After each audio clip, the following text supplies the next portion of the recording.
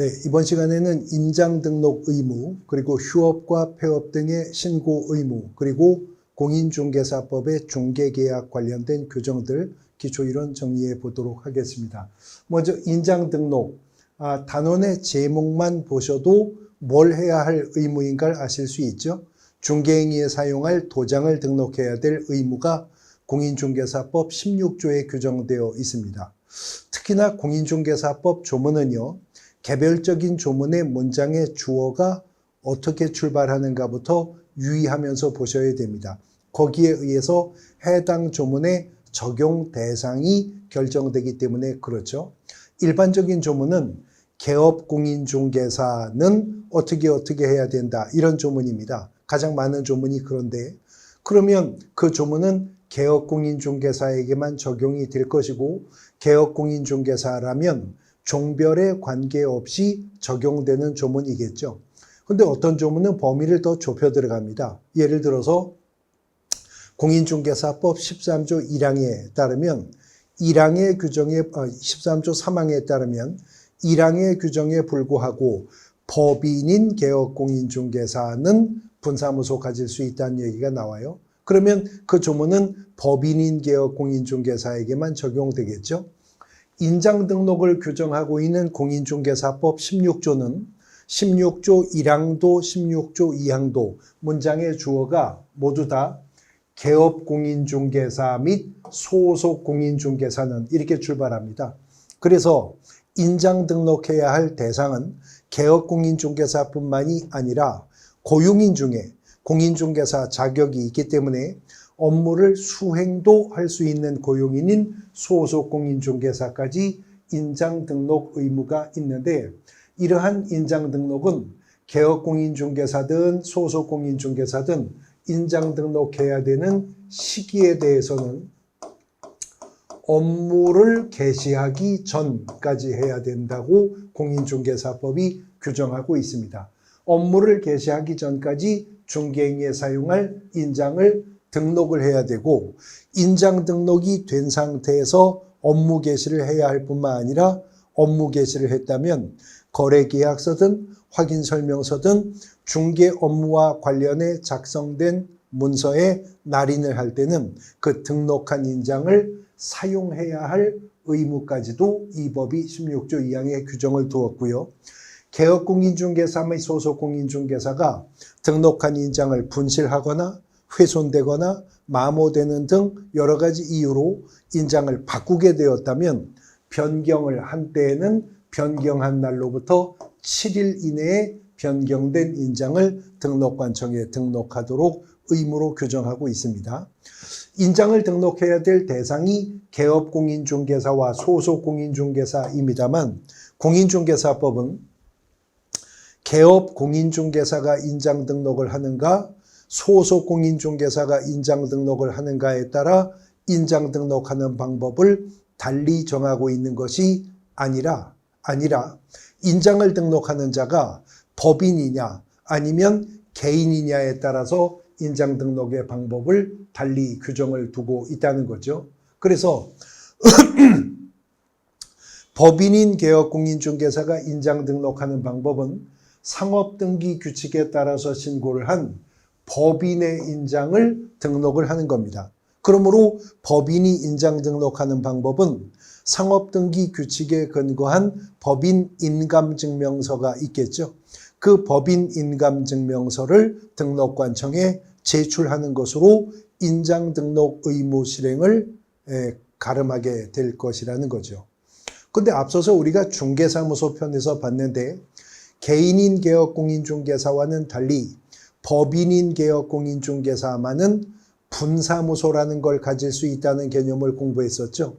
근데 분사무소는 주된 사무소가 속한 시군구를 제외한 시군구에 설치 가능하기 때문에 거리가 차이가 있을 겁니다, 주사무소와. 그래서 만일 법인이 분사무소에서 별도 인장 등록을 하겠다면 상업등기 규칙에 따라서 신고한 법인의 대표자가 보증하는 인장을 등록할 수 있도록 합니다. 그래서 인장 등록은 법인은 상업등기 규칙에 의해서, 주사무소는 법인의 인장을, 분사무소는 대표자가 보증하는 인장을 등록하게 되는데, 그러면 분사무소가 대표자가 보증하는 인장을 어디 가서 등록을 한다? 배우셨는데 주된 사무소 소재지 등록관청이요. 분사무소는 설치 신고도, 이전 신고도, 심지어 인장 등록까지도 다 주된 사무소 등록관청에 가서 행한다라고 우리가 공부했었던 거죠.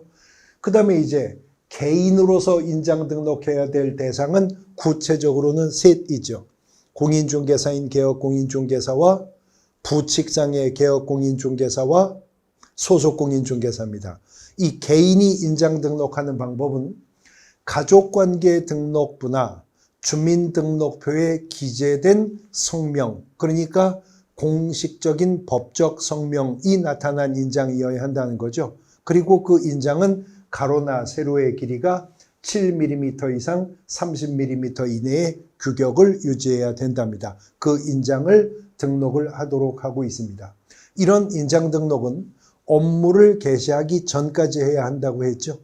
그래서 개업공인중개사라면 중개사무소 개설 등록 신청할 때 인장 등록을 아예 함께 할 수 있다는 겁니다. 소속공인중개사라면 고용 신고를 할 때 인장 등록도 함께 할 수 있답니다. 그러나 의무는 언제까지? 업무를 개시하기 전까지 등록을 해야 되고, 등록한 인장을 사용해야 하며 변경을 한 때에는 7일 이내에 변경 등록을 해야 합니다. 이런 인장과 관련된 위반은 무조건 행정처분은 정지입니다. 단 무슨 정지 처분을 받을 것이냐는 누가 위반했느냐에 따라 양분되어서 개업공인중개사가 인장 관련 의무를 위반하면 업무정지, 소속공인중개사가 인장 관련 의무를 위반하면 자격정지 처분의 대상이 된다. 인장 관련 의무 위반은 정지인데 개업공인중개사면 업무정지, 소속공인중개사는 자격정지 처분의 대상이 될 것이다 라고 정리하시면 되겠습니다. 인장 등록 의무에 대한 부분들 정리해 보셨고요. 그 다음에 이제 휴업과 폐업 등의 신고 의무입니다. 공인중개사법 21조 1항이 신고해야 될 사항을 4가지를 두 문장 속에서 언급하고 있습니다.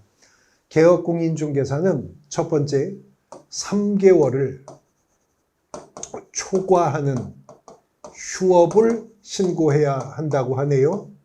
그 다음에 폐업 신고해야 한다고 합니다. 3개월을 초과하는 휴업과 폐업을 신고해야 되고, 휴업 신고한 개업공인중개사의 업무 재개를 신고해야 하며, 마지막으로 휴업 기간의 변경 신고를 하여야 한다는 거죠.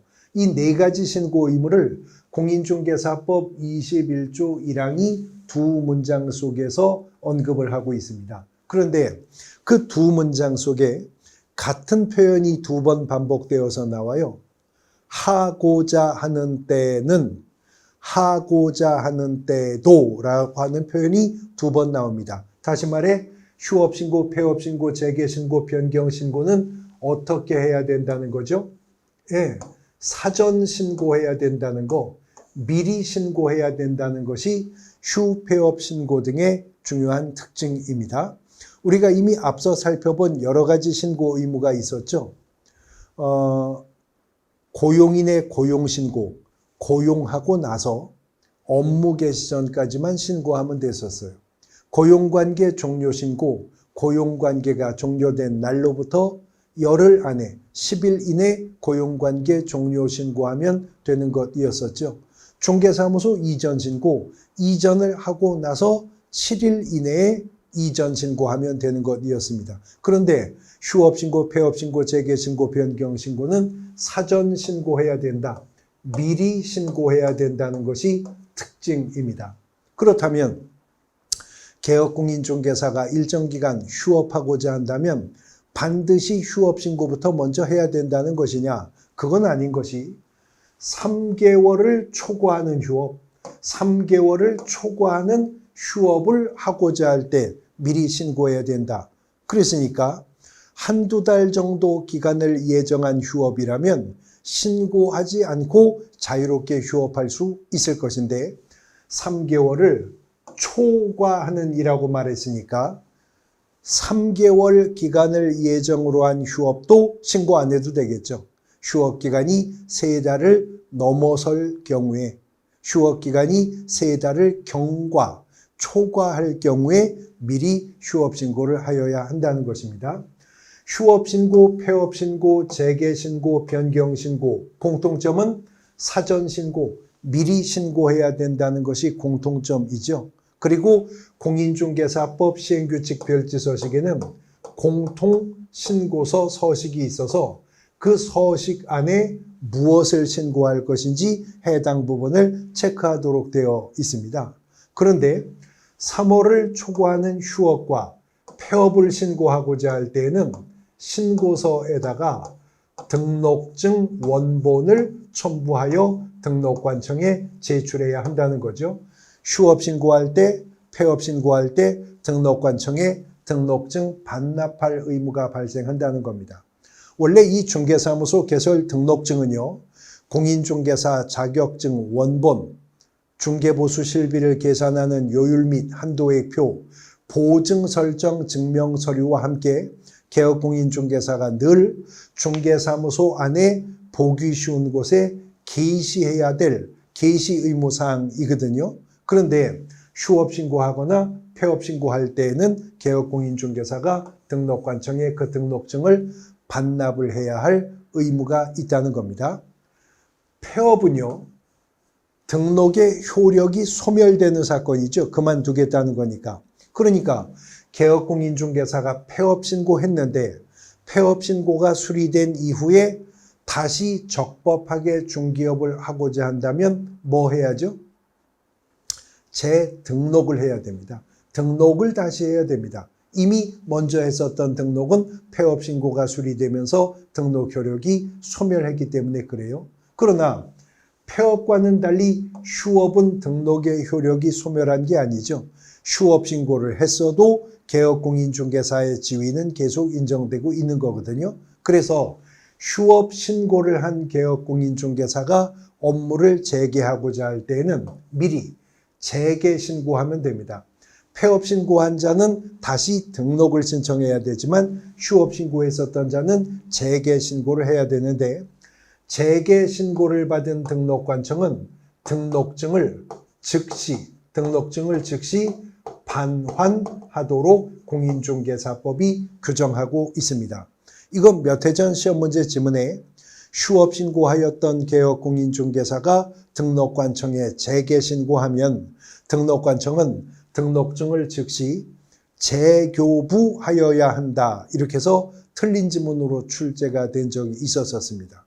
앞서 우리가 중개사무소 이전을 방금 전 시간에 봤었는데 개업공인중개사가 등록관청 관할구역 외로 중개사무소를 이전했을 때는 이전 후 10일 이내 이전 후 등록관청에 사무소 이전 신고한다고 했죠. 중개사무소 이전 신고는 이전하고 나서 10일 이내에 신고하는 거예요. 그러니까 이전 후 등록관청은 사무소 이전 신고서와 함께 등록증을 받고 이미 등록증 기재사항은 바뀌었으니까 이전 신고하는 개업공인중개사에게 등록증을 재교부하게 된다 그랬죠. 근데 여기는 개업공인중개사가 3개월을 초과하여 휴업하고자 하여 미리 사전에 신고서에 등록증을 첨부하여 휴업 신고했다면 신고한 휴업 기간 동안 등록관청은 어디가 있는 거죠? 등록증은 등록관청에 들어가 있잖아요. 근데 그자가 후일 업무를 다시 하고자 한다면 역시 미리 재개 신고를 해야 되는데 등록관청 입장에서 그간 맡아 보관하고 있던 등록증은 아무런 기재사항 변동 사유가 없죠. 그러니까 재교부가 아니라 맡아 보관하고 있던 등록증을 되돌려주는 것에 불과하기 때문에 반환이라는 겁니다. 등록증 재교부는 공인중개사법 47조에 근거해 행정수수료 납부 의무가 발생하는 사유입니다. 그러나 지금은 냈었던 등록증을 되돌려받는 거지 재교부 받는 게 아니기 때문에 행정상 수수료 납부 의무가 없게 된다는 거죠. 애초에 3월을 초과하여 휴업하고자 함이었었다면 미리 휴업 신고했어야 하죠. 그러나 휴업 신고했다 하더라도 신고한 휴업 기간을 변경하고자 한다면 미리 휴업 기간 변경 신고를 또 해야 된다고 규정을 하고 있는데, 신고했다 하더라도요, 공인중개사법이 휴업 기간은 6개월을 초과할 수 없는 것을 원칙으로 하고 있기 때문에 그렇습니다. 신고해서도 휴업 기간은 6개월을 초과할 수 없는 것이 원칙이 된다라고 하는 것이죠. 일반적인 휴업 신고, 폐업 신고, 재개 신고, 변경 신고 의무를 위반하는 것은 100만 원 이하의 과태료 처분 사유에 불과합니다. 그러나 만일 개업공인중개사가 무단으로 6월을 초과하여 휴업을 하게 되었다면 이거는 상대적 등록 취소 사유, 등록관청이 등록을 취소할 수도 있는 사유에 속하게 된다라고 하는 거예요. 그런데 휴업 기간이 신고에서도 6월을 초과할 수 없는 것이 원칙이라고 하는 것은 예외가 있다는 것이잖아요. 그렇습니다. 그래서 원칙적으로는 휴업 기간은 6월을 초과할 수가 없지만 질병으로 인한 요양, 징집으로 인한 입영, 또 취학, 임신 및 출산, 그 밖에도 이에 준하는 사유로서 국토교통부 장관이 정해서 고시하는 경우에는 예외적으로는 6월을 초과하여 휴업할 수도 있도록 하는 규정을 두고 있다라고 하는 것이죠. 이것이 공인중개사법 21조가 규정하고 있는 휴업 및 폐업 신고에 관한 규정입니다. 그런데 우리 공인중개사법이 개업공인중개사가 중개사무소 개설 등록 후에 언제까지 업무 개시해야 된다는 직접적인 규정은 두고 있지 않습니다. 단, 등록을 통지받은 자는 업무를 개시하기 전까지 인장 등록은 해야 된다는 말이 방금 전 테마에 있었죠. 또 업무를 개시하기 전까지 손해배상 책임을 보장하는 업무 보증을 설정해야 된다는 요구도 공인중개사법에 있어요. 근데 정작 업무 개시를 언제까지 해야 된다는 직접적인 규정은 없다고요. 근데 문제는 공인중개사법 21조가요. 1항에서 3개월을 초과하는 휴업이라고 하면서 조문이 괄호를 열었어요. 그리고 괄호 안에 이 말이 있습니다. 괄호 안에 중개사무소 개설 등록 후 3개월을 초과하여 업무를 개시하지 않는 경우를 포함한다. 이 말이 있습니다. 그러므로 개업공인중개사가 등록을 한 지 3달이 넘었는데도 불구하고 아직도 업무를 개시하지 않았다. 그러면 공인중개사법은 이 자를 휴업신고 위반한 자로 본다는 거죠. 그러면 100만 원 이하의 과태료 처분 사유에 속하게 되겠죠. 근데 실제 조문 괄호 안에는요, 이하 같다라는 표현까지 있습니다. 이하 같다. 그러므로 등록을 한 지 반년이 넘었는데도 아직도 업무를 개시하지 않으면 이건 뭐로 볼 수 있다는 말이에요? 무단으로 6월을 초과해서 휴업하고 있는 사례로 볼 수 있다는 거죠. 그러므로 등록관청은 등록을 취소할 수 있게 될 겁니다. 그래서 공인중개사법이 개업공인중개사가 등록 후 언제까지 업무 개시해야 된다는 직접적 규정을 두고 있지는 않지만 21조 1항의 이 휴업신고 의무 규정의 괄호 규정 때문에 개업공인중개사는 등록을 했다면 3달 안에는 업무 개시해야 될 겁니다. 그렇지 않으면 휴업신고 위반으로 100만 원 이하의 과태료, 반년이 넘었는데도 불구하고 개업공인중개사가 업무 개시하지 않았으면 무단으로 6월을 초과해 휴업하는 사례로 상대적 등록 취소 사유가 될 것이기 때문이다 라고 하는 것이죠. 휴업과 폐업 등의 신고 의무에 대해서 살펴보셨고요. 이제 중개계약이라고 하는 단원으로 넘어왔습니다. 공인중개사 법령에서 저와 함께 공부하시는 계약은 크게 나누면 2개의 계약이 있는데요. 하나가 중개계약이라고 하는 계약이고 또 하나는 거래계약이라고 하는 계약입니다. 그러면 일단 거래계약이 무엇이냐라고 하는 건데 공인중개사법 2조 1호가 중개라고 하는 용어를 정의했었죠. 뭐라고 했었냐면 중개는 법제 3조 규정에 의한 중개 대상 물에 대해서 거래 당사자 간의 매매, 교환, 임대차, 그 밖의 권리 득실 변경을 어떻게 하는 거? 알선을 하는 것이 중개다 그랬습니다. 자, 그러면 그 중개 용어의 정의에서 매매, 교환, 임대차, 그 밖의 권리의 득실 변경을 합의하는 계약은 누가 하는 거예요? 거래 당사자들이 하는 거죠.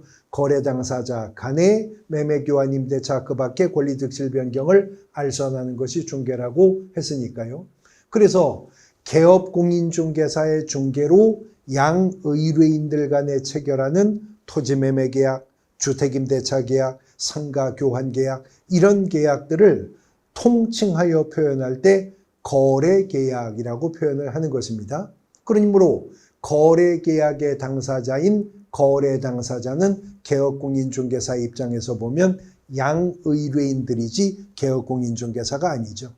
단지 개업공인중개사는 거래 당사자들이 그러한 거래계약을 체결할 수 있도록 보조하고 조력하는 사실행위를 할 뿐이지 거래계약 체결이라는 법률행위는 양의뢰인 간에 이루어지게 될 겁니다. 한편 중개계약이라고 하는 계약은요.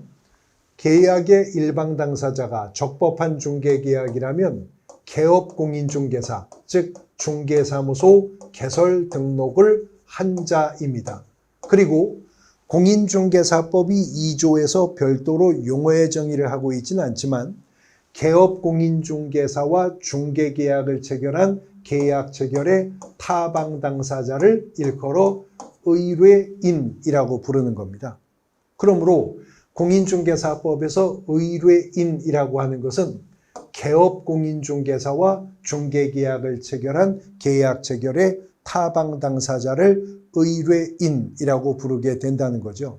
그런데 이런 의뢰인 중에는요. 매도 의뢰인도 있겠죠.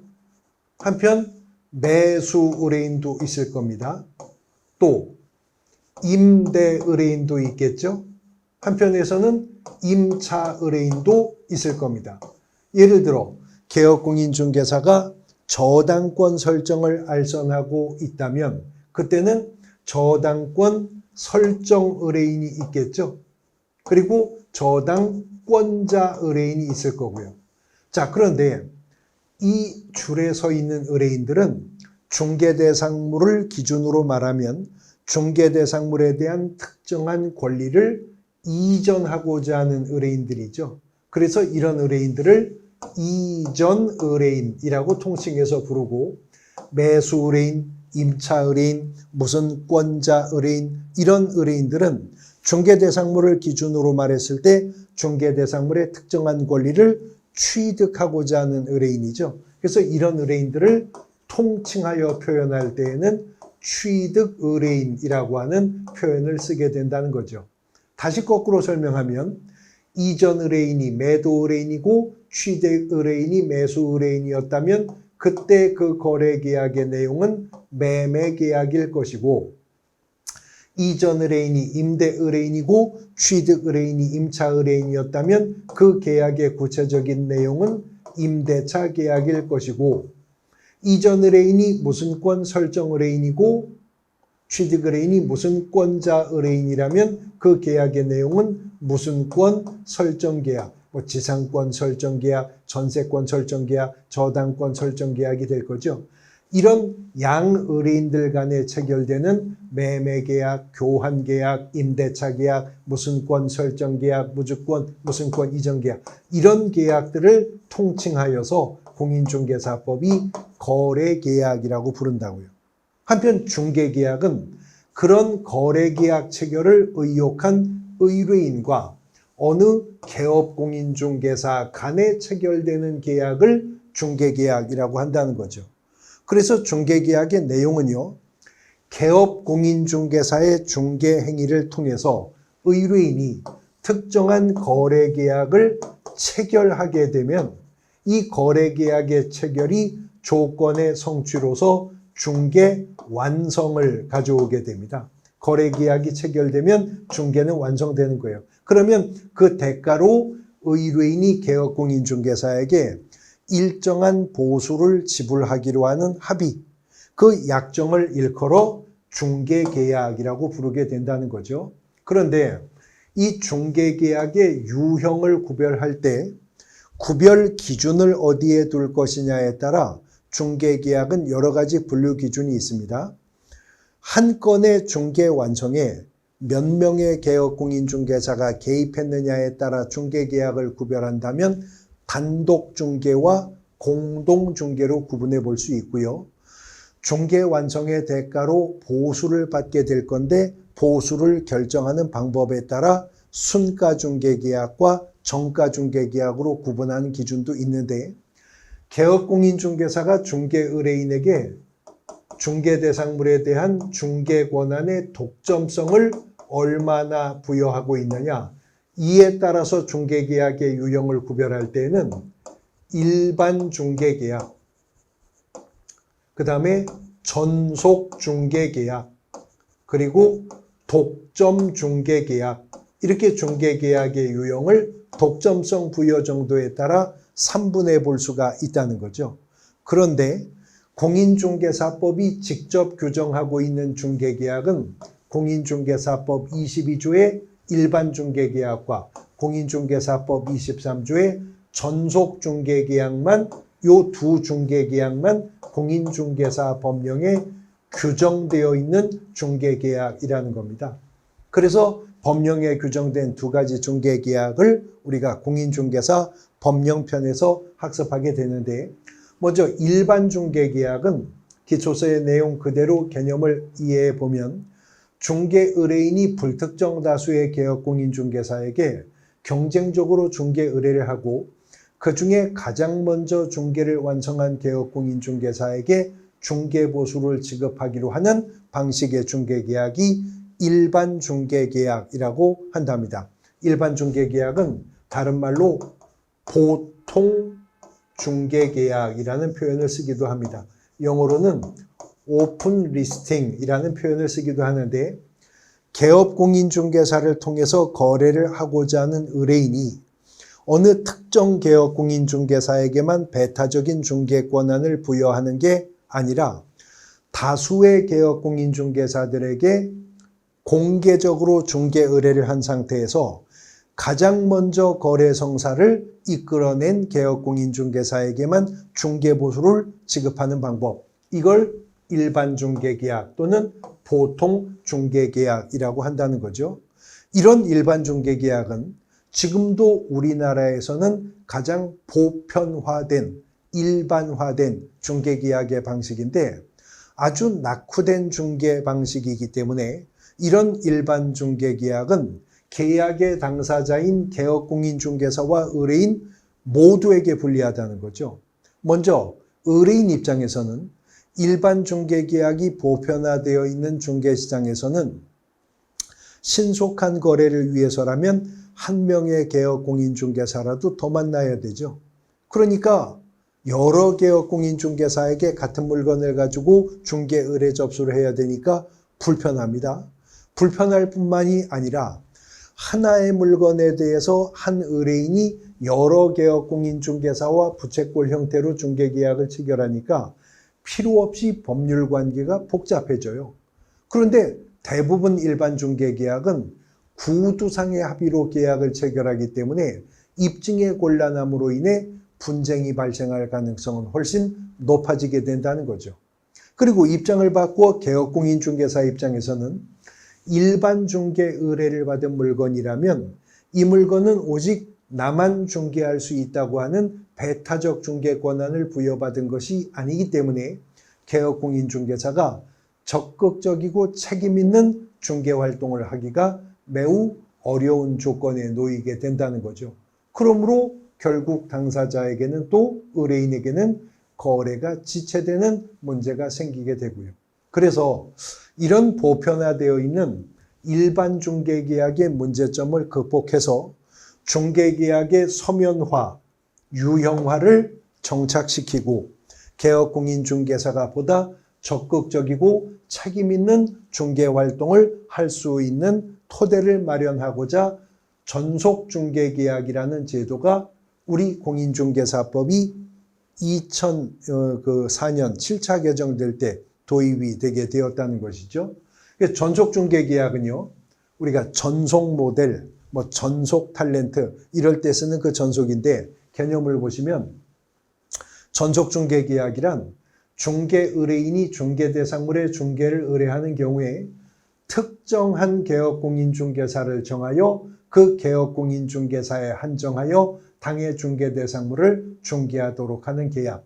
이게 전속중개계약이랍니다. 즉 일반 중개계약과는 달리 전속중개계약은 의뢰인이 어느 한 개업공인중개사를 딱 특정해서 당신만 내 물건을 중개할 수 있도록 배타적 중개 권한을 주겠다. 이렇게 해서 체결되는 계약이 전속중개계약이라는 거죠.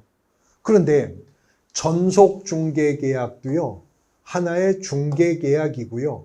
중개계약도 하나의 계약인데 계약이란 계약 자유 원칙상 체결의 자유, 내용 결정의 자유, 방식의 자유 인정되는 거죠. 그러므로 전속중개계약을 체결할 거냐 말 거냐는 개업공인중개사와 의뢰인 간의 자유로운 의사표시의 합치로 결정할 문제지 법이 강제할 수는 없는 것입니다. 이것도 계약이니까.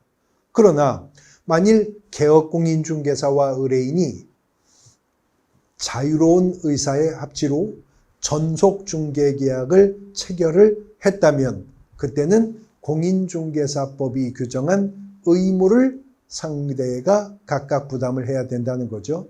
그래서 전속중개계약을 체결했을 때는 전속중개계약을 체결했기 때문에 개업공인중개사가 부담해야 될 의무가 있고 전속중개계약을 체결했기 때문에 일반 중개계약에서는 발생하지 않는 의뢰인의 의무가 발생하게 된다는 건데 이런 전속중개계약은 유효기간을 3개월을 원칙으로 규정을 했어요. 그러나 유효기간만큼은 전속중개계약 체결 당시 개업공인중개사와 의뢰인이 약정에 의해서 달리 정할 수 있다. 그러니까 전속중개계약의 유효기간을 6개월로 약정했으면 6개월, 1개월로 약정했으면 1개월이 되는 겁니다. 그런데 전속중개계약은 체결했는데 개업공인중개사와 의뢰인 간의 유효기간에 관해서는 개별적 합의가 없었다. 그러면 그때는 유효기간이 3개월이 되게 된다는 거죠. 그래서 그런 전속중개계약의 유효기간 중에 개업공인중개사의 의무입니다. 첫 번째는 전속중개계약을 체결했다면 의뢰인의 요청이 없어도 전속중개계약서라고 하는 것을 사용해야 됩니다. 전속중개계약서를 작성해서 의뢰인에게 교부하고 개업공인중개사도 3년간 보존해야 될 의무가 발생합니다. 두 번째는 전속중개계약을 체결했으면 의뢰받은 중개대상물에 대해서 정보를 공개해야 되는데 정보 공개는 전속중개계약 체결일로부터 7일 이내에 정보를 공개하되 정보를 공개하는 방법은 부동산 거래 정보망 또는 일간신문을 통해 정보 공개해야 된답니다. and가 아니라 오하죠. 또는이니까. 그러니까 정보망에 공개하거나 아니면 일간신문에 공개하거나 둘 중에 하나의 방법을 통해 7일 안에 정보 공개해야 된다는 거죠.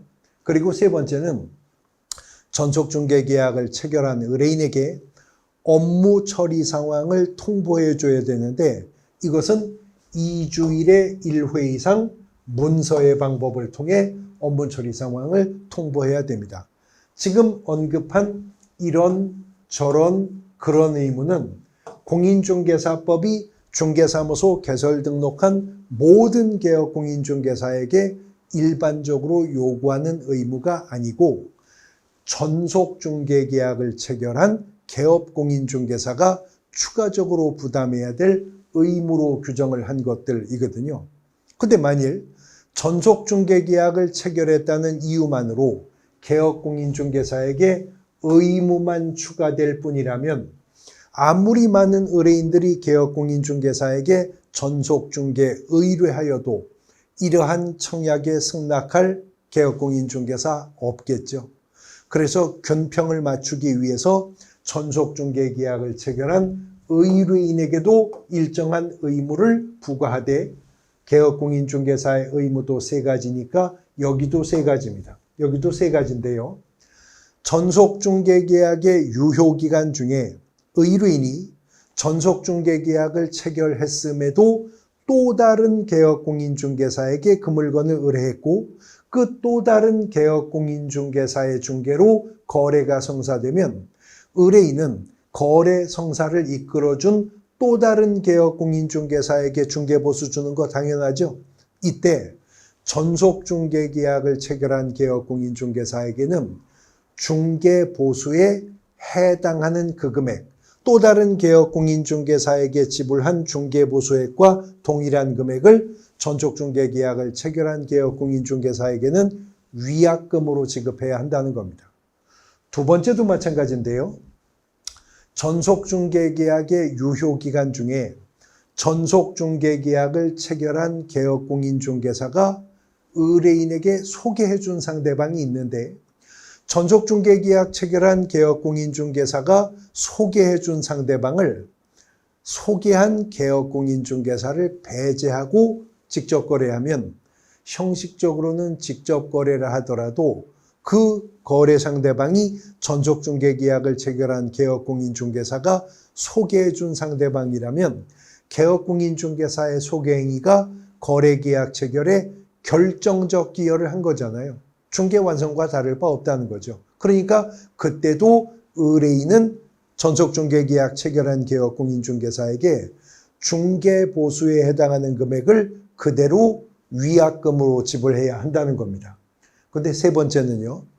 전속중개계약의 유효기간 중이기는 한데 의뢰인이 다른 개업공인중개사에게 의뢰하여 거래한 것도 아니고 전속중개계약 체결한 개업공인중개사가 소개해준 상대방도 아니고 전속중개계약의 유효기간 중에 의뢰인이 스스로 발견한 상대방과 직접 거래하게 되었을 때 이때는 의뢰인은 전속중개계약을 체결한 개업공인중개사에게 중개보수 50% 범위 내에서 소요비용만 보존해주면 된다. 예를 들어서 중개보수가 100만 원이면 50% 금액은 50만 원이죠. 근데 소요비용이 60만 원이라면 50만 원만 주면 되고 소요비용이 30만 원이라면 50% 범위 내의 소요비용이니까 그 30만 원만 보존해주면 된다 하는 의무를 규정하고 있는 겁니다. 전속중개계약을 체결했을 때 개업공인중개사가 준수해야 될 의무와 의뢰인이 준수해야 될 의무를 규정을 했는데 이런 전속중개계약 제도가 1994년 4차 개정 시 도입을 했는데 중개계약의 서면화, 유형화를 정착하기 위한 대안으로 도입을 한 제도입니다. 그런데도 지금도 현장 실무상 중개계약 방식은 대부분 일반 중개계약 방식이라는 거죠. 그래서 2000년 이 법이 8차 개정될 때 중개의뢰인은 중개의뢰 내용을 명확하게 하기 위해서 필요하다면 개업공인중개사에게 일반 중개계약서 작성을 요청할 수 있다라는 문구가 또 들어오게 된 겁니다. 그러나 의뢰인이 개업공인중개사에게 일반 중개계약서의 작성을 요청할 수 있다고만 문구가 들어왔기 때문에 요청을 받았다고 해서 개업공인중개사가 일반 중개계약 체결 시 일반 중개계약서를 작성할 의무는 지금도 발생하지 않는다는 거죠. 공인중개사법 시행규칙에는 중개계약서 법정서식이 두 개가 있습니다. 전속중개계약서와 일반 중개계약서 두 개의 법정서식이 있는데 전속중개계약서는 전속중개계약을 체결했다면 의뢰인의 요청이 없어도 작성해야 되고 의뢰인에게 교부해야 하며 3년간 보존해야 합니다. 안 하면 업무정지 처분의 대상이 돼요.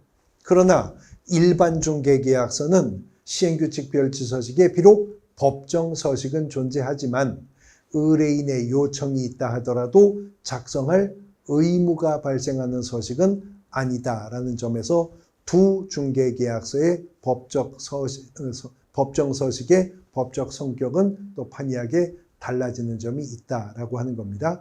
공인중개사법이 규정하고 있는 일반 중개계약과 전속 중개계약 구분해서 정리해 보셨습니다.